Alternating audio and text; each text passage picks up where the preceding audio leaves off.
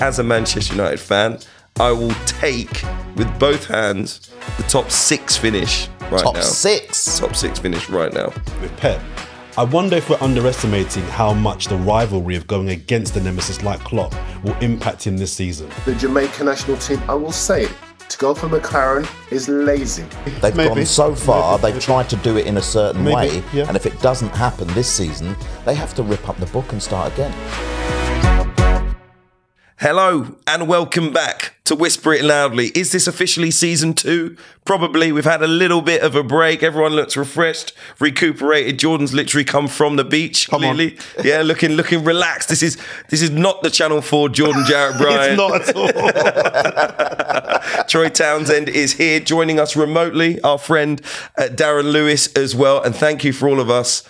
Thank you to all of you for being with us, all of you that have subscribed on YouTube, all of you that are following on Spotify, Apple, wherever you listen to your podcast from as well. Thank you so much. We started this by saying we wanted it to be a community. Clearly that community is growing. Keep telling your friends, and hopefully we're going to keep putting out great content. One thing that I would say to start the podcast is, those of you that own businesses, if you would like to sponsor the podcast, make sure you get in touch. You can find all of us on social media. We're happy to have a chat. First episode of the season is going to be all about the return of the Premier League this weekend. So we are focusing in on sport. We know some big things have happened during the summer. We'll be talking about those next week because there's plenty of us to get involved when it comes to football. So we're going to start with Jordan Jarrett-Bryan's team. What we'll do is, I think, the kind of 6 big teams in the Premier League. I've got one question on each of those teams. And so we're going to try and answer those questions in a succinct way as quickly as we possibly can. But yeah, I'm not going to cover every single team in the Premier League in terms of our preview, but we are going to start with Arsenal. The reason I wanted to start with Arsenal is because I'm happy to put this out there immediately. I think this is the year that Arsenal win the Premier League title. Wow. So my question to you 3 is this going to be Arsenal's year? And if they don't win it, on the other hand, what would that mean? I'll start with Mr. Arsenal, Jordan Jarrett-Bryan. Mr. Arsenal. Well, first of all, welcome back, Hugh.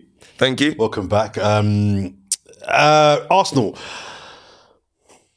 I think the general consensus seems to be that it will be Arsenal this year, but that seems to be with an energy of, it's got to be their time. I'm not hearing many kind of footballing reasons as to why people back up that prediction. It just seems to be, it's got to be this year. It's got to be this year. It's got to be their time. I think Arsenal will win the league, but I think they'll win the league this year because I think they'll replicate what they did last year. I don't think City will. I think we will see a dip in City for various reasons, including the squad, and we'll get to City shortly. But I think Arsenal can and will replicate what they did last year. I don't think it'll be a 90+ season to win the league this year as well. I think 90 points wins it. Arsenal got 89 points last year.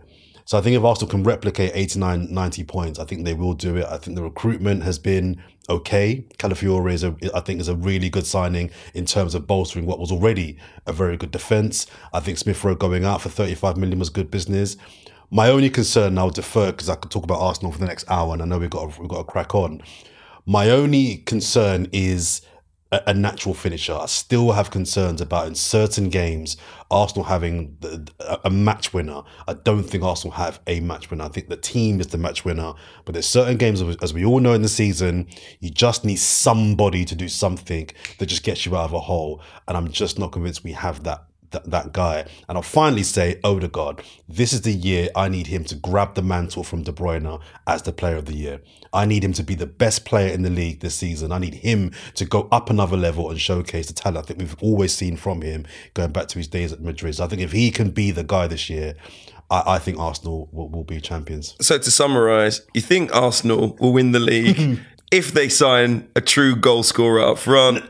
Or a match winner. Me and him are going to argue, though. And if Martin Odegaard is the player of the season? No, I don't think winning it will be dependent on those two things. I think Arsenal win the league. But I think Arsenal, I'd say it with a bit more chest if Arsenal had a match winner in their team.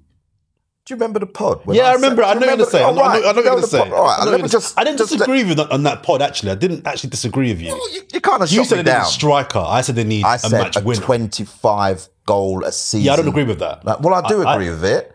I do agree with it, and I'm going to say it again. You're basically saying it now without saying it. No, that's why your chest is a little bit still weak.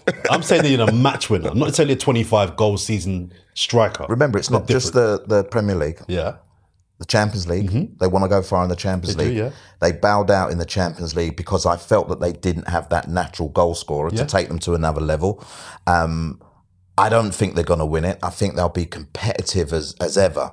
But to win it needs something extra. And I think that is that person, the person who will snap up chances where others have failed, you know, and that 25 goal a season for me guarantees you the title. I think I agree. And I think just kind of Darren was coming as well. I would say my concern also is that in terms of their recruitment, they've not moved the dial far enough for me to kind of, again, with chest say they are the team to beat. I think they'll be competitive.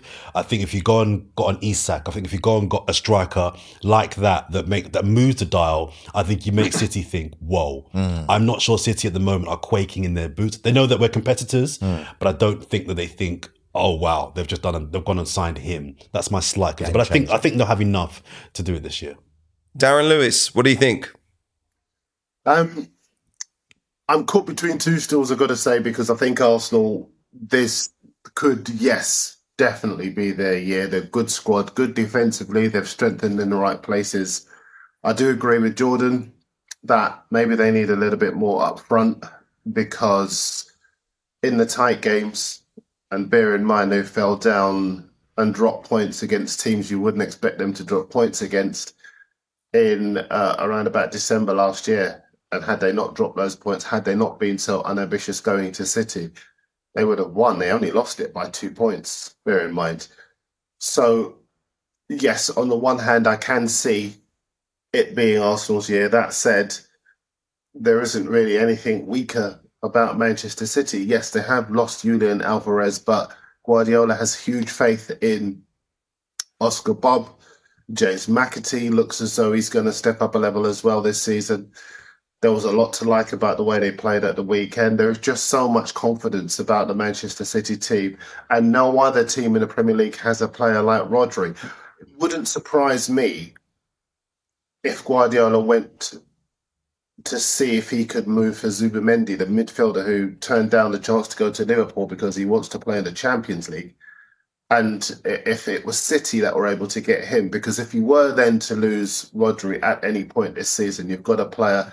Bear in mind, he came on in the European Championship final at half-time when everybody thought Spain would be weaker without Rodri. Zubimendi comes on and Spain continue as they were. He's a quality player, and I think that might be the area where they need a little bit more strength. I still think they'll go out and buy as well. I think they'll make a good bid. Alvarez was £17 million. They sold him for £81 million, the package in total. It's a record signing for them. It's a testament to the scouting and the business that they do. And I expect them to pull another rabbit out of the hat. And that's the reason why I'm kind of caught between Arsenal having the credentials to do it. Pick a team, man. We're doing Arsenal chat and you just spent the whole time chatting about City. Pick a team. I say all the nice stuff about Arsenal and he only hears a bit about City. You haven't picked. You're on the fence. Answer Hugh's question. All right. Do you know what? Just to be different, I'm going to go with Arsenal this time around. Just to be different. I've said Arsenal. You've said Arsenal. Troy, you think Arsenal going to win the league? No, Manchester City fall short. I see. All right. Why not? I think they'll fall short again. Well, because of that. Unless Isak's a very good shout, you know, if they can go and try and get him from Newcastle and spend the money. You've got to spend the money to accumulate. And I think if they did do that, or they put in a bid to unsettle him, we got 2 weeks to go until the transfer deadline. Do you know, Troy, maybe he's the one that does it. Sorry to interrupt you, Troy. I think that's a really good point. It's very easy for Newcastle fans to say, we're not selling him, we don't want to go. Newcastle to turn around and say, we don't want to sell him. If Arsenal come in with a bid, Isak will want to go. He will want to go and compete for the title. They won't let him go, Darren. Newcastle doesn't matter about not wanting. They will let him go. Every player is for sale for the right price. The question is really, will Arsenal pay that price? Yeah. I don't think they will. I mean, you look, Spurs have just spent 65. I don't know, Spurs, we're coming up 65 mil on Solanke. he's not worth 65 mil, but Spurs felt that he's the player that they need, that is different to Richarlison, different to putting Son down the middle. He's the player that they need to try and, again, boost their season from where it was last year. So they've had to go and pay the fee. Bournemouth said, look, this is it. If you match it, you get him. It's happening right across the transfers at the moment. Newcastle trying to get Mark Guéhi. You know, they're making these bids. They're always going to foul, but the bids are almost like saying to Mark, yeah, we definitely want you. We'll get there in the end, you know. So it's a, you know, the transfers are funny, but I think Arsenal have got to do that. They've got to go and unsettle someone to try. To be honest, I'd just get Ivan Toney if I was Arsenal, and I know people kind of question. I get it if they don't think he's good enough quality. That's one thing. I think he's impressed since reaching the Premier League. Impressed for England in the summer, but for me, I don't see Ivan Toney as the answer for Arsenal. So when I say that, people go like, oh, no, he's not the long-term solution. But for £45 million, can you get 2 seasons out of Ivan Toney as you wait for your striker of the future, your striker for a decade? I think Toney can be that at that price point because you can sell him for 25 million if he has a bad time at Arsenal in 2 years. Do you see what I mean? He'll still be 30, 31 years old. I've heard his contract demands are really high. No, that's what I've heard is the reason. That's just not true. That's just not true. Okay, that's what I've heard. And the thing about the transfer window is that you do hear a lot of stuff that doesn't really have any basis in fact, and that, you know, I love you, Jordan, but that's one of those things. It's just not. No. I'm not saying not the basis of transfer chat. I've heard a lot of spurious stuff about Toney. And I can tell you, because I've spoken to Toney, I've spoken to him, I know about how hard he's worked, I know about his attitude. And there's a lot of sort of social media and internet stuff that gets thrown around. And then you say to people, right, tell me one specific thing that he does that's so bad. And they can't tell you. I can. What? I don't know. I can ask the Brentford fans. How many times do you want to say you want to play for another club? No, Hugh. You said I can. So you tell me. I just did. I said the thing that I think Arsenal fans and a lot of people on social media currently dislike about Ivan Toney is the amount of times he's decided to talk about other clubs and wanting to leave Brentford. People have found it entirely disrespectful. They've done a lot for his career. It's obviously mutually beneficial. Listen, you asked the question, I'm answering it. I think that has left a bad taste in the mouth for a lot of football fans who think, I don't want to have a player at my club who's prepared to disrespect the team that pays him. You said we've only got 10 minutes per team, so I'm trying to keep this answer short for you, right? He talked about about other teams. Do you know why he talked about those other teams? Because journalists asked him. And we have to be honest and open. Diary of a CEO, bro. Come about. It didn't even need to be sitting there. Listen, if you're a journalist and I'm a journalist, if you get an interview with a player who's in the final year of his contract, if you don't ask him about his situation, you're not doing your job. You're not. And he doesn't have to come out and say. I can tell you, Virgil van Dijk at Liverpool, in the summer before he went to Liverpool, was open about the fact that he wanted to leave. He'd done as much as he could and he wanted to leave. Gareth Bale talked, he was open and honest, I want to go to Real Madrid. What Ivan Toney has done in being honest and open about the fact that he was in the final year of his contract, and yes, if a team in the Champions League came in for him, he'd be willing to listen because he wants to be ambitious. It's no different from his own manager, Thomas Frank, doing an interview with a national newspaper saying he is ambitious and he would go to another club if a bigger club came in for him. To be clear, I totally agree. I agree with what you just said. I totally agree with what you just said. I think the thing that left a bad taste was naming specific clubs. Yeah. He said, he spoke about Liverpool. He spoke about Arsenal specifically. No, he did not. Darren, I'll tell you what he said. Darren, he said, regarding Liverpool, He said, I've been a Liverpool fan. Something along the lines of, it would be great to play for my boyhood club. Something I'm paraphrasing. And regarding Arsenal, he spoke about their style of play. And again, even if you name clubs, for me, that's too far in itself. Why are you naming clubs? We can all be ambitious. He gave these interviews when he was banned for 8 months. So Brentford fans are sitting there saying, we haven't got your services for 8 months, not our doing. And yet you're here giving interviews saying you want to play for other teams. Not that this is meant to be a conversation about Ivan Toney. My point is, I think Arsenal should get him, but I think we all know that there are Arsenal fans out there that would say, because of some of the comments he's made, he might not be a right fit for Mikel Arteta, who's clearly drawn the line over players that he feels like don't have the right attitude. So maybe that is why people are saying... You feel that because he's ambitious and he desperately wants to play for the club, that the club should... Can I ask the latter part of your question, though? The latter part of your question with Hugh was, if Arsenal don't win the title, what should happen to Mikel Arteta? No, it wasn't. No, it wasn't. Oh, sorry. What does it mean for Arsenal if they don't win the title this year? I think the context is how they finished second. They finished second by 9 points, then they've regressed. They finished second by a point. You haven't yet put it into your mind that they might not be in the top 2 then? No. no, I haven't. No, I would put good money on Arsenal finishing in the top 2 this season. Well, you said they're winning it. I think they'll win it, but if they don't win it, they're second. second. But I'm saying if they finish second, I think it's how they finish second. Okay. Do you know what I mean? Which will determine. Yeah, but is that good enough to always be like second? Maybe not. Maybe for not. a club that has progressed. And look, everyone knows my opinion on Arsenal, and to be honest with you, they have been one of the most progressive clubs that there has been over the last few years. I backed them to push City all the way last season, and they did it. But is pushing City again enough? That's what I'm trying to say. But if Arsenal finish second by a point, win a domestic double and get to the Champions League semi-final, jeez, you're is that asking a bad for quite season? You're asking for a lot. I'm giving context. What is the pinnacle? What is the second pinnacle? But what is the pinnacle for Arsenal Football Club? Winning the title. It's not about good seasons or bad seasons. The question is, what does it mean for Arsenal as a club if they don't win the title? For me personally, it doesn't. For me personally, I think they have to rip up the book and start again.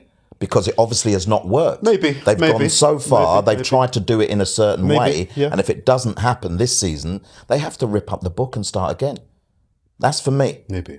What's your thoughts? Sorry, I haven't answered the question. No, for me on Arsenal, I think it's okay for any team right now to finish second year after year to Manchester City, who have set a different standard, who have a manager who's at a completely different level, who have spent at a very high level, certainly higher than Arsenal. There's no shame in that, even if it happens 3 years on the bounce. I know fans are impatient. I know a club as big as Arsenal, who've won as many, English top flight titles as Arsenal, say, hold on a minute, we're not, this is Manchester City, we're Arsenal. But I think you have to change the context. Times have changed. You are going up against currently a powerhouse that won a treble the season before last, who've won 4 titles in a row. If they win the title again, how many titles is it out of 6 out of 7 is it for Manchester City? Yeah. The idea that you're taking on currently a normal team, it's not true. Manchester City have set a different standard to everyone. And if you get closer to their standard, it's a good season. Personally, for me, I think the only way it's a bad season for Arsenal is if they regress in terms of their football. You mentioned how you finish second. For me, that's not even about the points tally. If Arsenal are still playing football at a really high level, it's a good season. I agree. I think the only thing I was disappointed in them last year really was the Champions League. And I think that actually boiled down to experience. I think ultimately in the games against Bayern Munich, it's a totally off-form Bayern team, but who've been there year after year in the Champions League, been to the last 8, plenty of their players understand what it's like to go through 2 legs, and how they capitalised on the small errors that Arsenal made and punished them shows you the levels. I think Arsenal will learn from that. There is also a part of me that thinks Arsenal might drop off.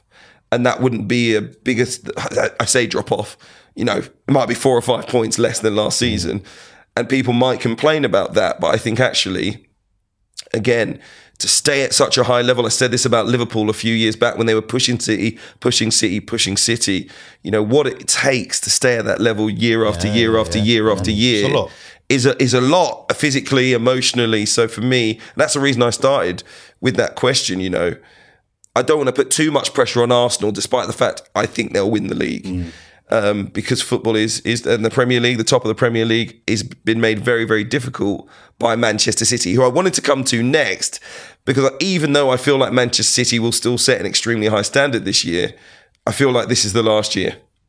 This is Pep Guardiola's last year for me at Manchester City. We know that the alleged 115 breaches for financial issues from the Premier League is going to be heard in September. We're going to have a result early next year when it comes to the outcome, whatever punishment, if there is any punishment, if Manchester City are found guilty. Of course, they deny any wrongdoing, but I think that will have a big part to play in terms of the psychology around Manchester City season.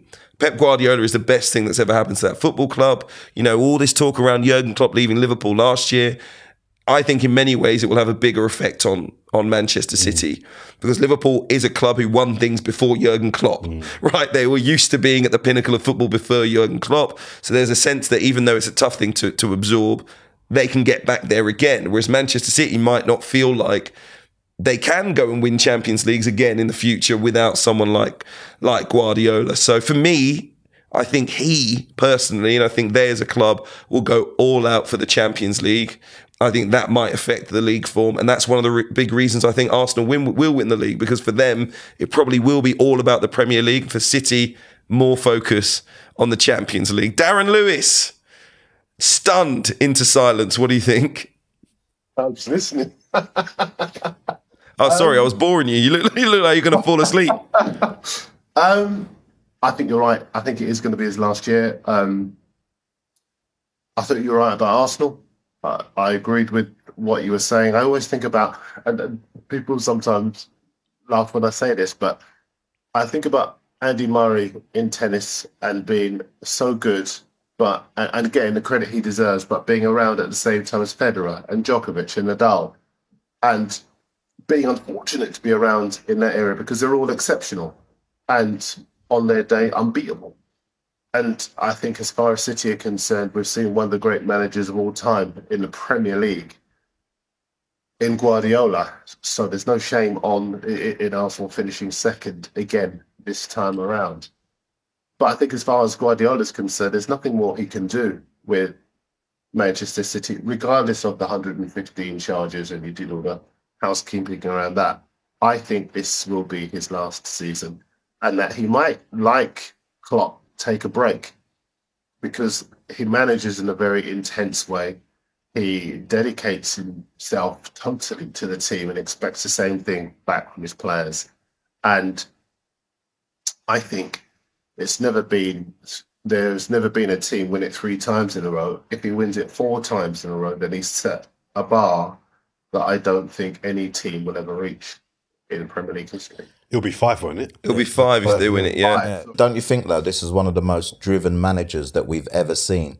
The manager that not only drives himself and his team, a team of coaches and staff, but drives his players to excellence as well. I think they'll start the season poorly, as they always do. Yeah. When I say poorly, they'll still be competitive, but obviously a lot of their players have been away. They did win 6 in a row last season, just in case anyone's listening. Yeah, but we looked at in the Community Shield, you know, he's playing youngsters where Man United dare not to play those youngsters against them, you know, because he knows that at the moment he hasn't got the likes of a fully fit Kevin De Bruyne. He hasn't got Rodri, you know, but he's prepared. And this is what I like about him. And many people used to have a go at him, didn't they, when he said, he didn't play youngsters and this, that and the other. But actually, he's taken that on board and has moved City onto another level. I do think the impending court hearing will have an impact on City. Now, whether that's negative or positive, we'll have to wait to see. But I still think they'll win it. If it is his last season, I tend to agree, you know, the Premier League is so demanding that it drains every last bit of you out of you. And for someone so consistent, I said this about Klopp, but someone so consistent in his mindset, in his attitude and in his delivery, I think he'll go, last one, this is enough. Whether he takes a break or not, I don't know. I hope he doesn't, because there's too much quality in the guy, but I can understand being drained enough to say, I need to take 2 years out of this industry, you know? But just on that point, and I know we're not talking about England today, you know, people say it's a dream to get a Klopp or a Guardiola in international football. You know, why would one of those two ever one of the best managers in club football want to do international football. But you mentioned Klopp talking about how he's virtually done because the job's been so draining. I maybe think that if I'm the FA, I'm going to Pep Guardiola and I'm saying, listen, if you want basically a more part-time role than the Manchester City, I know the England job's a very big job and a very demanding job, but if you don't want to be fully retired, we'll give you a very decent sum of money here and a very good group of players. We'll give you a short-term contract in terms of international football, 4 years. You take us to a World Cup and a Euro, so what would that be? 3 years. And then if you want to stay after that, you can stay, but you get, a great group of players for the next few years. That could be your semi-rest and recuperation time. So I'm just saying, as a side point, if I'm the FA, I'd go for him. I agree. I mean, I just full disclosure, I don't think you should be allowed foreigners to manage your national team. I'm of that side. Argument's gone ages ago. Well, it's not. It has, but I'm just getting my point. If I was in charge, you wouldn't be able to employ a foreign manager. McLaren is the manager of Jamaica. We'll get to that at some point. I got lots on that as well, but that's for another show. But I think in so many ways, the England job is perfect for Pep Guardiola. You look at the international landscape. Pep Guardiola is not going to manage Spain. Because we know the political implications of all that. So that's out the window. Germany can't see it. France can't see it. Brazil, maybe. He loves being in England. He knows England. The idea of going to all the football stadiums to watch England players. I mean, who probably, apart from the England manager, knows English football at the moment better than Guardiola? Yeah. He knows every player in the country. So he gets to rest, inverted commas, rest, in that he's not involved week to week. I think the only issue is the money. I think that's the only possible problem. If I'm the FA, I'm getting to 10 million. You throw this. I'm getting to 10 million. You throw the bank in. Yeah. I hear that. I think something else that Darren mentioned regarding Klopp as well that's relevant with Pep.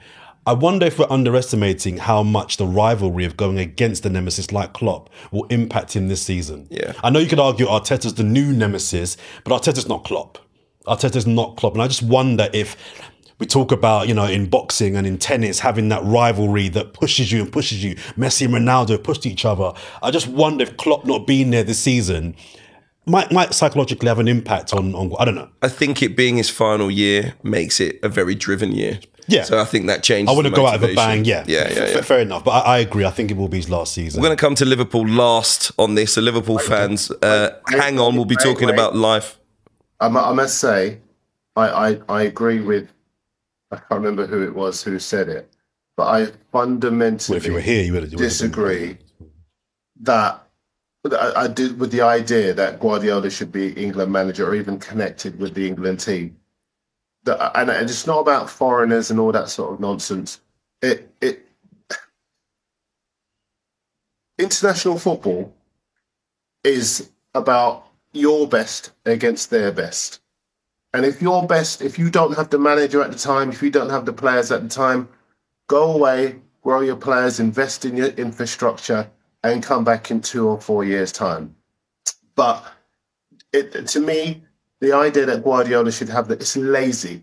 It's lazy. Guardiola should be in contention for his own country's national team. The Jamaica national team, I will say it, to go for McLaren is lazy. McLaren's last job lazy, it's embarrassing. Was years ago.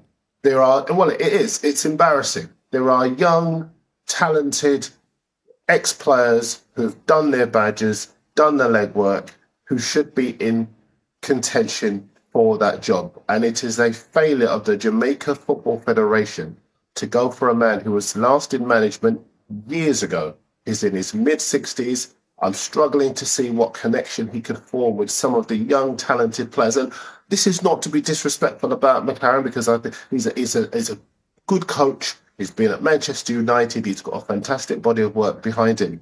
But we have to get into a stage in international football where federations are doing the work and investing in their teams. And a lot of people look at England and they're uninspired by Lee Carsley, and they were uninspired by Gareth Southgate. Gareth Southgate's done superbly well after we were throwing money at managers from abroad for years. And the answer in terms of unifying the squad, unifying the country, addressing the political and societal issues that were around at the time. Southgate was outstanding, or whatever you say about his failings on the pitch. Southgate was the right man at the right time, right under our noses. Look at Spain. De La Fuente's come in, again, unheralded, done the work with the junior teams, gone into the big job and has taken them to a European Championship. He's won age group trophies as well. Do the work. Spain are reaping the rewards because they do the work. To go for the big A-list managers because they've done so well with X or Y club where the conditions are right for that to happen, it's lazy.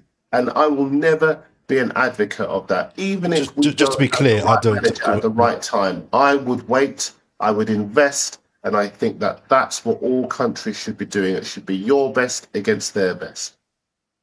Just to be clear, because this is a Premier League preview, but I'm saying I agree. I'm saying if I was in charge, that would be my rule. It's the Adrian Darrren line, isn't it, from years back when I first heard him say, but you can't use anyone else's name. That's not fair to Adrian. He's not here. No, I'm saying I agree with him. He was the first. No, I'm saying he was the first person I heard coin that phrase about 6 years ago. It should be our best against your best, and yes. I totally agree. But what Troy's saying is, and I disagree with Troy's principle that it should be that. But what Troy's right in as far as saying that horse was bolted. So I'm saying if that's not a rule, and Guardiola's there, there's a lot of reason why that makes sense. But fundamentally, I'm with you. Okay, listen, I can hear what you're saying, but even if the rule isn't there, if you want to improve as a country, rather than just get short-term success, because remember, somebody who isn't committed, who doesn't feel the values that understand what it means to achieve something, whatever he might do as a manager, he could walk away at any time. What you want to establish as a country is a continuity. You want to have an inspirational figure that other people aspire to. You want to have somebody who understands what the culture and societal issues are relating to why success is. I don't agree with that. No. You're losing me a little bit there, Darren. No. But Darren, listen, you're talking about short-term success. If England win the next World Cup under Pep Guardiola, I guarantee he becomes the next king. I guarantee you that. England haven't won since England. No. Wait and listen. Wait. England haven't won. England haven't won since 19 whoever. Yeah. Some of you weren't born then. Yeah. None of you were born then. I'm the only man that was. Okay. England haven't won since then. So Anyway, let's get back to topic. So hold on a minute. That is not to win a major tournament. Whether it's the Euros is great. But to win a World Cup or to be in a situation to win the World Cup, you cannot tell me that is short-term success. That has to be the pinnacle of what any England manager now, that is their focus. Can you win us a Euros or a World Cup? I disagree. For me, that's not. I disagree. I'm with Darren on this one. I think if you have an Englishman and an English team winning a World Cup, I think that means so much more personally. Anyway, let's move on. This is our big Premier League preview, guys. It's Darren, isn't it? Taking us off track. But that little conversation around international football probably gives us a good moment to break. So we'll be back straight after this. We'll be talking about Chelsea, Spurs, Manchester United, and Liverpool as well. Stay with us. Okay, into part 2 of Whisper It Loudly this week, season 2, episode 1, I guess. We're going to talk about Chelsea next, and I would usually leave them.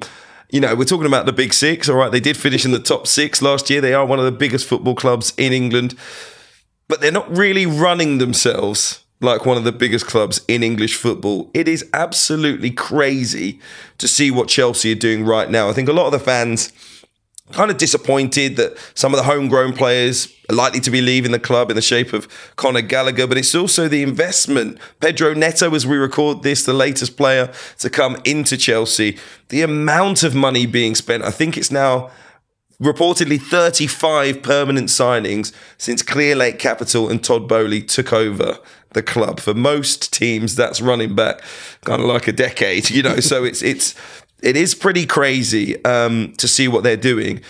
The question that I had about Chelsea, and I hate to say it, because it should be a club that's all about success. They've become used to that over the last 2 decades. But is it time that we accept there is no desire to excel on the pitch inside Chelsea? I'll go first. Yeah, I think it's quite clear by the actions of Clearlake and Todd Boehly and and his colleagues that are at the hierarchy of that football club, the decisions they're taking show me. I mean, I'm not an insider there. I don't know a lot about capital venture VCs, venture capitalists even. But what the signings they're making don't smack me in the face to say these are signings that we're making to win trophies in the next couple of years. These are signings that seem to be, we think X player is talented and we think there's a profit to be made on this person in 3 or 4 years' time. I don't want to go down the whole route of saying that because they're not from London or West London, they have no connection to Chelsea Football Club. Because I think you can be foreign and be passionate. We saw with Roman Abramovich, he was passionate about Chelsea and their success.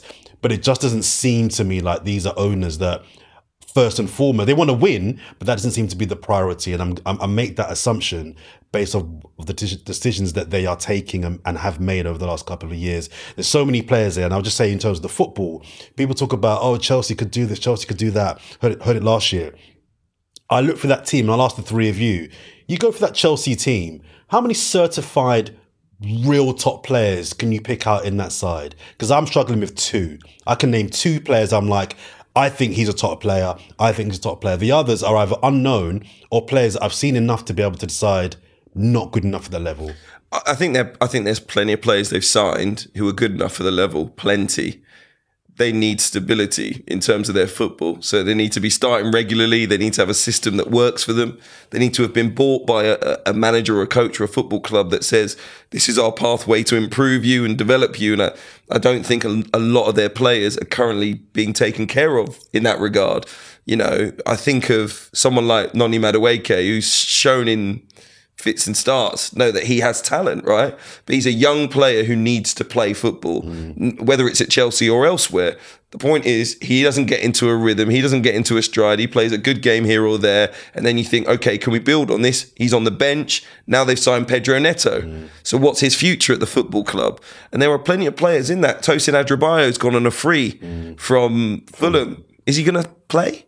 Is he going to play now? You're looking at they're signing defenders. You just don't see a plan. I think of the likes of Moises Caicedo. We've seen he's good enough for the level, right? We've seen it in the Premier League. And even though he had a good back end of last season, that really only happened because Enzo Fernandez got injured. He had a bigger role in midfield. It was a fixed team. He played in a position on his own at the base of midfield that he flourished in at Brighton and that he started to play really well in for Chelsea. But they didn't have a plan for him. It was enforced. So a lot of players are going there, they're signing 8-9 year deals, whatever it might be. You know, I think for a young player to basically have the whole of your career in terms of your finances sorted is almost too big to turn down. But in terms of your development in your career as a player, I just don't see it as the right place to go. What do you think, Drew? I struggle to talk about Chelsea Football Club anymore from a signings point of view, from a manager point of view, from a ownership point of view. For me, they are an embarrassing football club. What they're doing at the moment, or what they have done with the captain of last year, with Trevor Chalobah, Lukaku's in that mix, isn't he? And Broja. Broja. Yeah. I find it embarrassing. They won't be the first club to do it. I put this on social media. They won't be the last. But the way they are treating talent that has come from within their own environment, for me, is an absolute disgrace. And I'm going to mention this and then I'll shut up. How I saw Fernandes with the armband this week leads me to believe that the impact of what he did with his Argentinian colleagues means nothing to that Chelsea ownership. Means nothing at all. And for me, I when we do a pod in the future, I'm going to refuse to talk about them unless they make some kind of statement that they are a club who actually, They won't try. Well, I know they won't. But for me, those things are bigger than them spending, was it 54 mil on Neto? And I couldn't give a damn anymore. And he will captain the team this weekend because Reece James is injured. They're embarrassment. They prove to be an embarrassment. I've had loads of Chelsea fans message me and just say, you're spot on. We don't even like our own club anymore. They get whatever they deserve. I hope they don't finish in the top 6. Definitely won't finish in the top 4. And the sooner their owners go, or whatever they're going to do with that football club, the better for me, because they're dragging the club. They're dragging the club down a route that I don't think many like. From a football point of view, the recruitment policy makes no sense. I agree with you all that they appear to be bringing in players that they can appreciate in value and then sell on at a profit. They are releasing players who are committed to the club, who have done well to the club. I remember being on pre-season a couple of years ago and speaking directly to Conor Gallagher, who talked about his love for the club and the fact that even though he'd had a really productive season with Crystal Palace, getting to the FA Cup final, and even though the Palace fans wanted him to stay, he wanted to be a part of the Chelsea squad. And I think at the moment, these days, you have too few players who want to play because they love the club. There are so many other motivations for footballers these days, apart from that genuine commitment and love for a football club. But he wanted to, and they're prepared to cut him loose. And I just think, as far as Chelsea are concerned, there is just nothing about them that it gives me any sort of excitement, any feeling that they're going to do something this season to replace a guy like Pochettino, who gave them respectability in the second half of the season. I think only Arsenal and City got more points at home than Chelsea in the second half of the season. And he was actually making something quite chaotic look good. And they allowed him to leave, and they replaced him with a rookie. And respect to Maresca, he did a good job with Leicester, but this is stepping up considerably in levels. And the idea that they're going to be other clubs to the Champions League places that have a better transfer policy, that have got more organisation, that are better defensively, it's just laughable. As for the... I got to say, sorry to interrupt you, Darren, but they virtually have the conditions to be a top four team, unfortunately, for everyone in football. I think Maresca is a good enough coach to get them in the top four. The problem is the instability at the club. So even though you think he's a novice... Wait. Based on what?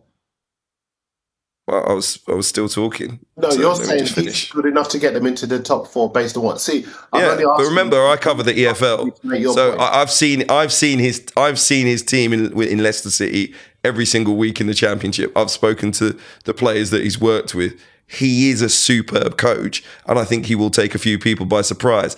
If, and the big if, is if there was stability at the club. If he had a settled squad, for example, if he could say, these are my players, he wants to work, and he said it in his press conferences, with a pretty slim squad compared to what they currently have. Isn't it?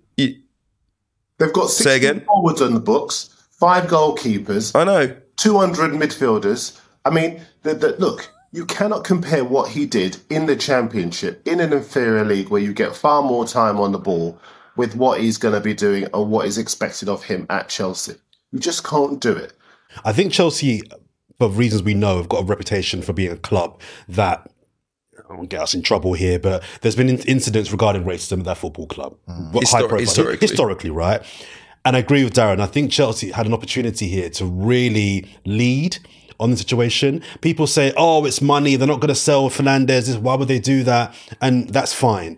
But a lot of the Chelsea fans I've spoken to, many of whom I'm around quite a lot of Chelsea fans, they seem to be kind of excusing it with the rationale of, oh yeah, but would your club do it? Now, for me, this isn't tribal. If this was an Arsenal player, I'd be even harder. I think it's disgraceful what Chelsea have done. And I think Chelsea could have really... They didn't even meet, in the press conference that Maresca did, they didn't even meet the bare minimum of acknowledge it and calling it out. Don't sell him, that's fine, that's just your business. But at least acknowledge it and call it out. They didn't even meet that bar. And for me, that says, going back to Darren's point about them just trying to hide it sweep it under the carpet, it made it for me quite disgraceful. And the Chelsea fans, for me, if they're against racism, they need to be booing. But this is the points. This is what I started with. This is why I mentioned the likes of Trevor Chalobah, Conor Gallagher, because you're treating those players in that way. You know, players that have, like you've articulated, come through the system, grown up, love the club, you know, done all this, wear the badge with pride. And all right, you've paid 105 million for him. They're never going to just wipe that off. But to actually give the guy the armband and not address the situation in the manner that it should be, leaves a really sour taste in my mouth. If you're a black player at that club, you're thinking to yourself, what does this say? Well, exactly. Yeah. And I looked at the French-Argentinian Olympic game, and you can't tell me that a lot of that tension at the end of the game wasn't flamed by the situation as it presented itself. It's an absolute disgrace. The players don't have to like each other. To say that they've accepted it and whatever, I'm not sure they have. Because the first time things blow up at that football club, or they don't start the season in the manner that maybe they want to, that situation will raise its ugly head again, because he's the one that's supposed to be telling players what they're doing and what they're not doing around the pitch. If an opposition player kicks off at Enzo Fernandez, we'll see who comes running in to defend him. Yeah, exactly. Yeah. Let's move on to Manchester United. Yes, let's. Manchester United beaten in the Community Shield against their rival City on penalties at the weekend. Very simple question. What is a good season for Erik ten Hag's Manchester United? Simple question, easy to answer. I will say it as a Manchester United fan. I will take with both hands the top 6 finish right now. Top 6? Top 6 finish right now. And the main reason is, and I hate to say it, but the reality is, the manager is not good enough. He has never been good enough. And I don't think he has the confidence of... let's put it this way. Winning the FA Cup final, we just basically built a shed on sand here. All right, we built a house on sand because it was a great thing. 2 seasons, 2 trophies. Suddenly he's like acting like the cock of the walk. It's a really weird thing, having just handed Manchester United fans one of the most embarrassing seasons, the most embarrassing season of my lifetime, so nearing 40 years, and probably most of their lifetimes as well. Like, how he did not get fired is incredible to me. Aside from that... Tried to fire him, to find somebody else, and they couldn't find anybody else. Well, yeah, that's true. But aside from that, I don't think there is much faith that if things begin to go wrong, if Manchester United have a bad run of 3 games, some teams it's 5, 6 games, bad run. Man United have a bad run of 3 games. Doesn't matter when it is in the season. People will immediately start saying, see, it's because of Ten Hag, he's not good enough. And I wonder if the players truly have faith in him. I know he's given them medals, and that will be amazing for so many players in that squad. But on a week-to-week basis, he's shown that he's not good enough tactically. It's nothing to do with personnel. People often say, well, Man United had loads of injuries. Teams at the bottom of the league were not getting turned over and outplayed the way that Manchester United were at home and against decent opposition. Well, in fact, against poor opposition in the bottom part of the table. Man United were getting outplayed at home regularly. So that has nothing to do with injuries, because Man United still have a good enough squad to not be embarrassed at home. Even if you're losing 1-0 at home, it's not great, but it's a tight game. You're in it, whatever.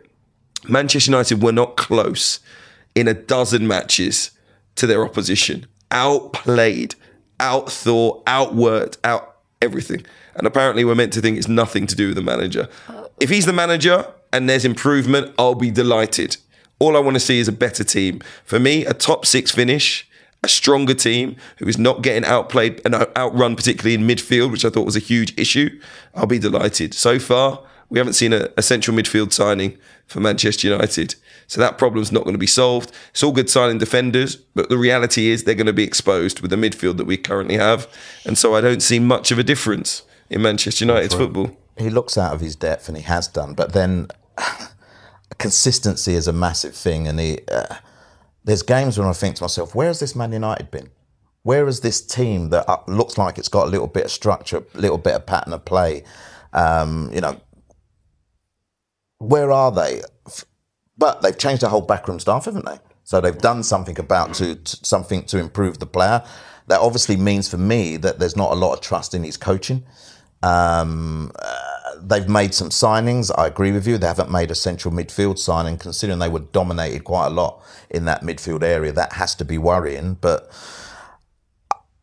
if Manchester United cannot finish top 4, then where are they going? I don't think he sees the season out, personally.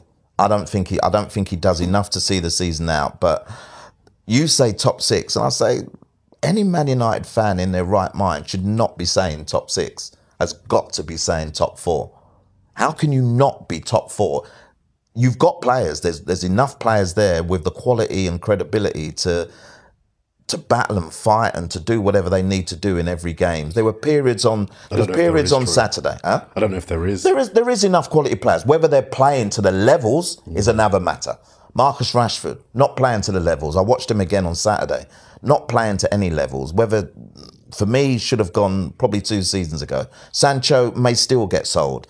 But there's some bright things at that football club. We can't deny that. And I don't think we should ever disrespect that. And I get it, Hugh. You're a fan. You watch them week in and week out.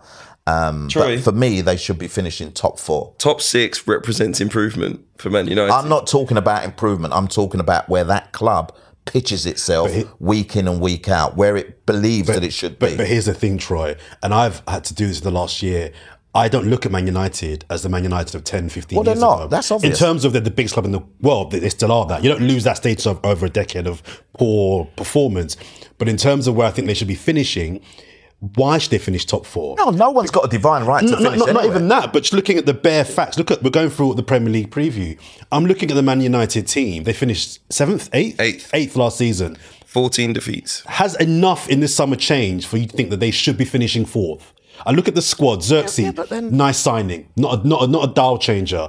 The 2 guys they're bringing in, it's De Ligt and Mazraoui from Bayern, yeah. It's become fashionable, I think, and quite funny for me, for people to piling on United, even when they do things good, because it's funny, right? So even when they get things right, you find an excuse to kind of pile in. But I think those 2 signings, and I've heard the rhetoric around these 2 signings, if Bayern don't want them, why do Man United want them? If a top team like Bayern don't want them, why are United taking them? I think there's something in that. I look at the personnel of players that United are bringing in and they currently have, and I'm thinking, who in this team is going to take United to a top 4? Bruno Fernandes, top player, cool. Beyond that, you're kind of scratching for players that are either past their best, nowhere near their best yet, or just picking up a check. You know what was interesting for me is the fact that Mainu started on Saturday.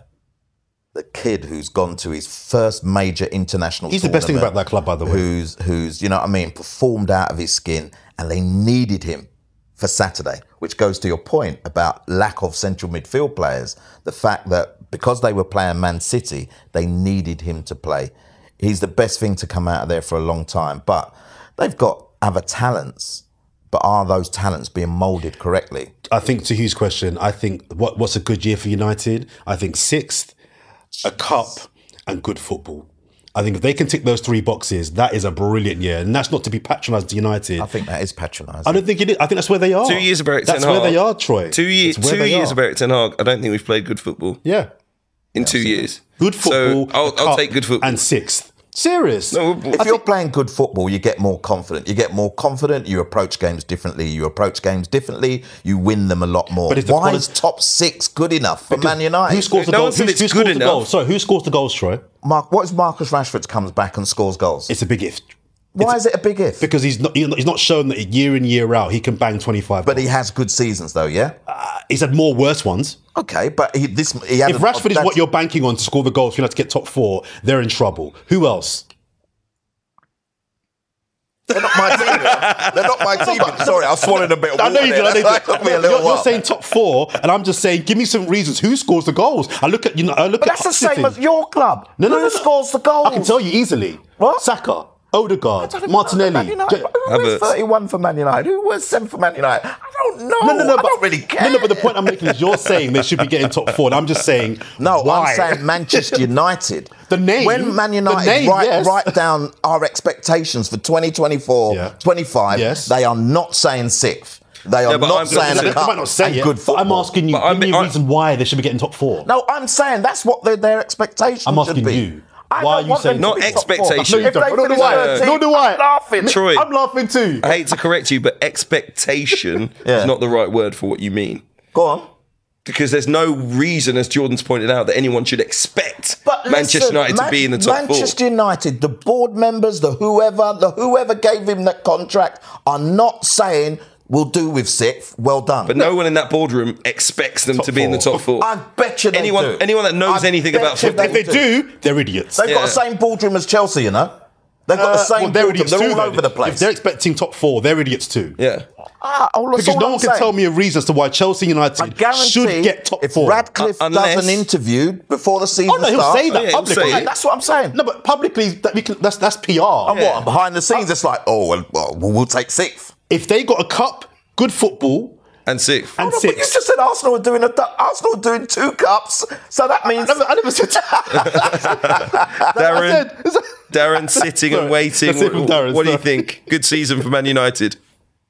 A good season would have to be finishing in the top 4. I don't think it will happen. I agree with you. I don't think the squad is good enough. I think the manager is the problem.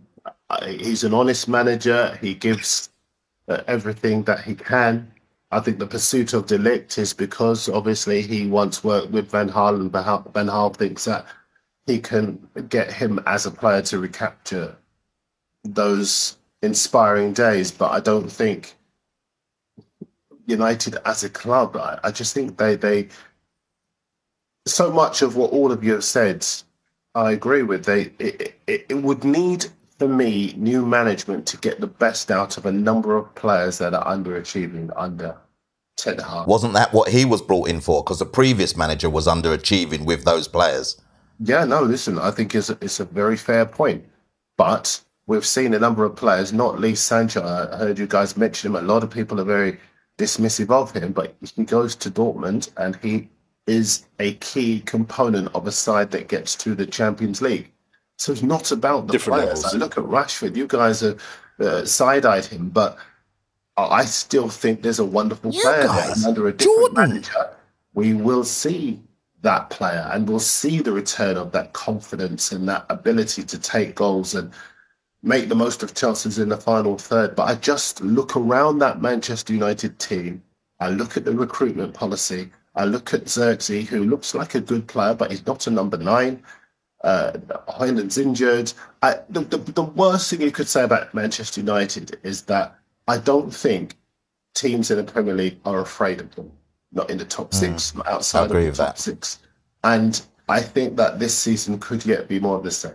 I'll stick with you, Darren, and talk about Liverpool. Jurgen Klopp leaving the club. What was it, 9 years in charge? We know what an effect he had, won everything. Get the tissues out. Yeah. Arne Slot is now in charge. My question on Liverpool is, could Liverpool be better? I saw a bit of their game against Sevilla at the weekend of pre-season friendly. 2 wonderful goals, one of which was scored by Jota, who's fit again, and that is a key boost for them because when he's fit, they score goals in abundance. Luis Diaz looks really sharp as well. I like the fact that Slot has gone in there and hasn't done what, for example, David Moyes did when he succeeded Sir Alex Ferguson and ripped everything up and brought his own people in. It's way too soon to do that. Yes, there have been people who've come in with Slot, but I think he's let the squad go into this season settled. Yes, he might still add 1 or 2 players, but they have got to make it into a team that has been unfortunate to come up against City, as we've been saying, over many seasons. So I like the stability of the squad. I like the freshness of the squad. I like the potential of the squad. And I like his very careful management of it so that they can get to know him in the way that he wants to play and he can get to know them. So I'm still optimistic. It could be a good season. I think Liverpool will be better. Than last year. Just because, nothing to do with the managers really, but if you look at the emerging talents that came through at Liverpool last year, just a year on, I think there are so many, you know, I say naturally gifted, obviously they've all honed their craft and worked to the point, but you look at them, you know, the likes of Conor Bradley, so much energy, you know, he put himself through it really covering for Trent, but you know, he has the ability to have a much bigger impact now off the bench, and he has his own game, which is very, very effective in the Premier League. Jarrell Quansah. I think Arne Slot's football will suit Curtis Jones, who's now maturing as a central midfield player. I think Luis Diaz being back and being truly fit and healthy after a pre-season under his belt with a big pre-season, the big injury that he had before pre-season, is going to be important for them as well. Jurgen Klopp has left this squad in a very good place with a lot of very bright young things. I think Slot's a good enough, intelligent enough manager to harness that. And that's one of the reasons I think that there hasn't been loads of signings and he hasn't needed to rip things up, because actually, you know, he's inherited a very, very talented group. Don't forget, some world-class players still there on top of it. If it's going to be a last hurrah for Mo Salah, he's going to be putting in just a little bit more. He'll want to go out on a real high. The same for Virgil van Dijk. I won't mention Trent because someone will come after me. But ultimately, you know, there's a lot for Liverpool to play for. Will they win the title? I'm not sure they're there, mainly because of the chances they missed. But ultimately, it was good to create them last season. So if they can put them away, you're going to see a much, much, much improved team. But really, I think they'll be in the title race. I think it'll be another 3-horse race. I think they'll go further this time around than they did last year. Keeping it short just because of time, I am going to mention Trent because it'll be interesting to see what he does with Trent, how Trent plays in this new Liverpool side, whether that is in the mould that he was playing under Klopp or whether that is in the mould that he was playing for England, which we all know is not going to work, but it'll be interesting to see how that develops. I do think they'll be competitive, very competitive. Darren mentioned Jota, great player, can't stay fit. And that impacts on them quite a bit in his goals for them, isn't he? And he's an interesting character. How does Núñez play under the new gaffer? Do you know, all those kind of things are really, really interesting for me. I think they'll have a good season, but I don't think they'll push as much as making it a 3-horse race.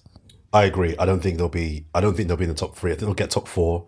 I can't call Liverpool, so I won't say too much. I've been thinking about them quite a bit, but I don't really have a strong take on them as far as I think they will get top 4. I think Slot will start really well. I think he may level out and then finish strong again. And I disagree with you though. I do think Alexander-Arnold, I think he might try him in midfield. I think it would work better for Liverpool than it would for England. So I wouldn't be surprised if at some point in the season you start seeing him in midfield playing a run.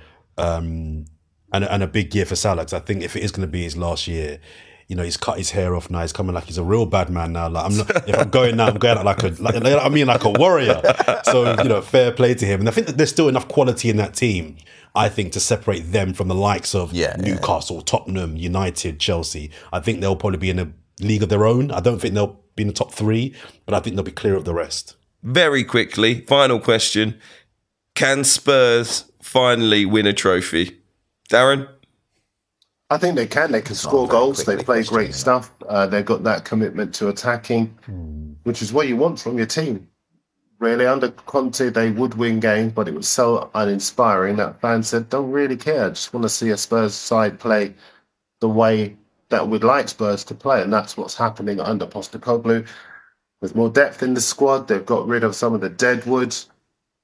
I think they've got every chance of winning one of the competitions this season, particularly if they are fortunate with the draws. I like the signing of Solanke, scores goals, good aerially, brings a new dimension to their play, might see Richarlison move out to that left forward position. And looking all over the pitch, there is a lot of clarity about the recruitment process at Spurs, and a lot of confidence, quiet confidence within the squad going into the new season. Quick one. Yes, I think they can win a cup. Good defence, and I think there's goals up top, which I think lends itself to, if again, the right run, them getting to a final.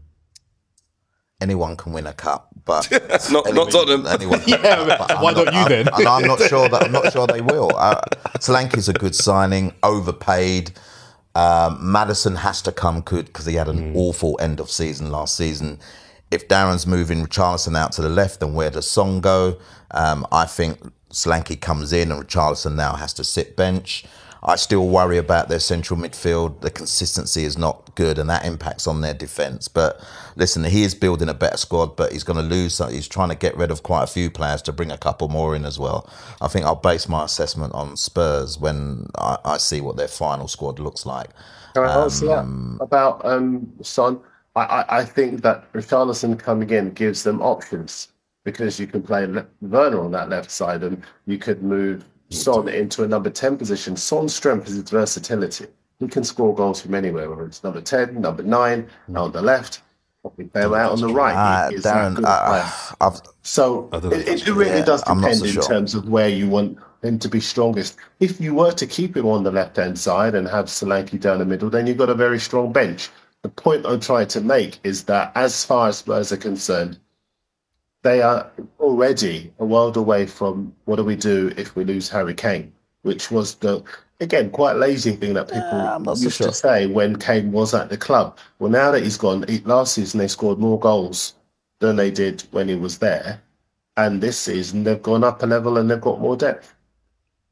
Just very quickly, consistency for Spurs is playing people in their strongest positions. Son has to play on the left if you've got Solanke up front. Richarlison doesn't do bench very well. He's an angry footballer who doesn't like sitting, getting splinters. Maddison has to play 10 because he's the most creative player that Spurs have. So I understand what you're saying about all these different options and ways of playing players, but Spurs have to play to their strengths. They've done this for far too long in regards to fitting things. It's, you know, fitting things into places that doesn't work. So I'm just interested to see how they finish off with their squad to give Ange the best possible opportunity to try and go and win that trophy that everyone seems confident about. And not to push it too much, but I don't think what they've got now is fitting square pegs into round holes. I think what they have now gives them options. Because before they had to stick with what they had, and late in games when players were flagging, they didn't really have the quality to bring off the bench. Plus, when they had injuries mid-season, they struggled to be able to deal with those. The squad they have now means that that's not going to be the case. I agree with your points about Maddison. He's got to finish games, but he's a good talent. He was hurt by not going to the Euros. I think he'll be driven to do better this season. I think as far as the way that they play is concerned, that's not going to change. They've still got that commitment to attacking. That's their trademark. And I think they will overwhelm a lot of teams. I'm not worried about Tottenham, nowhere near as worried as I have been in the past. Emerson Royale's gone to AC Milan. They're stronger at right back. They've got the left-sided centre-half they've needed for ages. I think they probably need a little bit more in defensive midfield as well. I'd like to see Dragusin, the player they bought mid-season last season. I'm quite interested to see how he trains on. Udogie will be fit again. I think with a couple more signings, Spurs they'll be thereabouts this season. I don't have any worries about Spurs at all. Nowhere near as many worries as some of the rest. And a dark horse potentially too, Aston Villa and West Ham. Can I give my 3 quick hot takes?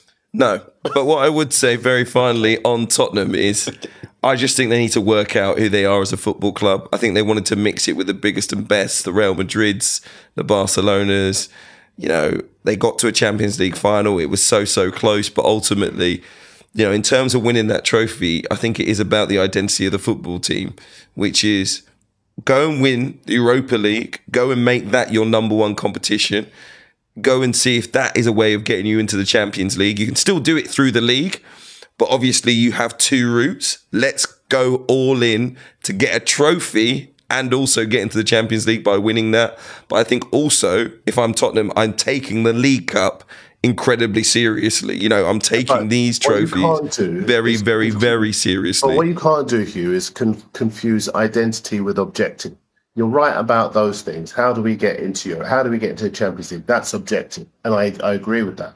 Identity, they are already very clear about. There was that interview, the flash interview after the Chelsea game last season, where they kept attacking, even though they had a couple of men sent off. And Postecoglou was asked, why did you keep attacking? And he said, that's who we are. But I'm not talking about identity in terms of the style of football. I'm talking about of the football club. You said that they've got to decide what they want to be. Well, they know what they want to be. They know. No, but I meant as a football club, not in terms of their style of football. As a football club, sitting there every season and saying, we have to get to top 4. You speak to fans who think they should have won a Premier League title by now. You know, ultimately, I think Tottenham as a football club, that's probably unrealistic. But what is realistic for us? We can realistically win the Europa League. We can realistically win a League Cup at least. We'll go all out in the FA Cup. If the draw is kind, we can win that as well. You know, this is a Tottenham team that should be winning trophies quite regularly if the focus is on the cup competitions. But believing that you're going to be going out and challenging and getting towards the top of the Premier League, you win the first 10 games, people are talking about winning titles and stuff like that. You know, I'm not telling people to reduce their hopes and dreams. What I'm saying is, I think the focus was in the wrong place. I think the focus was in other areas. They would have won a trophy. and that maybe at the end of the season came back to I won't say by Ange Postecoglou, but he clearly came out with some comments regarding the club, almost as if I didn't realise we had a loser mentality. Like, it was almost like, I see, we care more about Arsenal not winning the league than us being in the top four. It's like, Hugh, he didn't get it. He didn't get it. I'm not sure what you're saying. What are you actually saying? Are you saying that he's wrong to be ambitious? No, I'm not saying that. Like I said a second ago, I wouldn't tell people to curtail their hopes and dreams. But what I'm saying is he has to realise that those fans would have been far happier with a League Cup than a top four finish. That's the identity of the team that they are right now. But listen, I go to a lot of Tottenham press conferences. He's very clear about what the objectives of the club are. But the key thing about Tottenham is what you just said. Is fascinating. They'd have been happier with a League Cup than a top four finish. When a top four finish leads to longer term success, it enables them to acquire better players. It enables them to play on a bigger stage. It enables them to think outside of the box, because there's been a lot of closed thinking in that section of North London. Whereas in the other half... So Darren, where the top four finishes... Where did top four finishes consecutively under Pochettino, where's that got them? Well, when you have top four finishes under Pochettino and you don't invest, you stay where you are. Had they invested as they have done under Pochettino... But the fans don't care about that. The fans want glory. And I think Hugh's point is that then is the debate. Now, I don't think it's a debate. Most Tottenham fans would take a League Cup over top four. I don't think they would. Because they've seen the top four is great on the day when you secure it, but it doesn't lead to anything. They've not gone on to be a Champions League semi-finalist, final. Do you know what I mean? I do know what you mean. And I think if your aim is for the top four rather than to compete higher up and you end up in a top four place, that's very different to thinking at the start of the season, we'll be happy if we scrape into the top four. And going to those press conferences, even some of us were surprised when he says, I'm not thinking about just doing this. I want to be even higher. And he's very ambitious about what he wants to do. So he should be, A, with the level of expenditure, B, with the size of the club, and B, given the fact that so many other clubs are in transition. Darren, you can't see this, but Dan said 1 minute, 20 minutes ago. So we've actually well overstayed our welcome, and mostly because of you. Yeah. So that's the final point. Well made by Troy Townsend there. Listen, thank you for listening. We're going to do our 1 to 20, or at least our predictions for top four in Europe and relegation once the transfer window has ended. So stay tuned for that. Why would we do it before we know what the actual squads are? It's kind of cheating. Yeah, exactly. No, I mean the opposite. I think when people do it, when the window closes, you've seen 4 games go in, it's easier than to predict top 4. It's not seeing the games, it's seeing the squads. Seeing the squads. No, I know, but it's still, the results would have happened. Yeah, but if someone signs Messi on it's a game. Someone gets a game-changing player. Predictions are easier if you know 4 games, 5 games in. Okay, all right. Go to Jordan on social media. I'm sure he'll be ask him his top 4. He'll let you know straight away because he doesn't want to cheat. In the meantime, make sure you subscribe to YouTube. Of course, wherever you listen to your podcast, make sure you set those notifications and reminders. You won't miss an episode. We'll be out each and every Tuesday afternoon for you. And in the meantime, as I said a little bit earlier on, we are looking for a sponsor, so make sure you do get in touch with us on social media if you want to be that company. We're cheap, okay? It doesn't cost that much money. Get in touch. You can advertise with us as well. We're going to start doing all of those promotions on the podcast very soon. So if you want to be involved, as I say, get in touch with us. We'll be back next week.